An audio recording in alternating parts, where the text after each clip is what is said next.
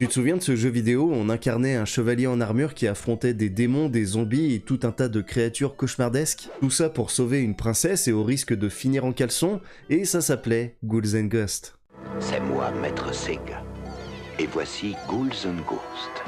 Sorti en 1988 sur borne d'arcade avant d'être porté sur console, Ghouls and Ghosts est la suite de Ghouls and Goblins, qui était déjà réputé pour être un jeu à la difficulté particulièrement hardcore. Et donc dans ce jeu, on incarne le chevalier Arthur tandis que le royaume est attaqué par Lucifer. En plus de ça, le démon a capturé la princesse. Arthur enfile donc son armure et part affronter des hordes de monstres pour la sauver. Mais autant dire que ça ne va pas être une balade de santé. En effet, entre les vagues infinies d'ennemis, les plateformes qui disparaissent sous tes pieds et les boss qui te réduisent en miettes en quelques secondes, chaque niveau est une véritable épreuve. En plus, comme si ça ne suffisait pas, si tu te fais toucher, tu te retrouves en caleçon comme un idiot. Ce qui, en vrai, donne un petit côté cartoon plutôt rigolo. Mais là où Ghouls and Ghosts fait fort, c'est au niveau des améliorations apportées par rapport au premier jeu. Déjà, Arthur peut désormais tirer vers le haut et en diagonale, et franchement, ça change déjà beaucoup de choses. Ensuite, il y a de nouvelles armes, une armure en or et même de la magie. Mais surtout, et ça c'est un petit peu sadique en vrai, il faut finir l'aventure 2 fois avant de voir la vraie fin du jeu.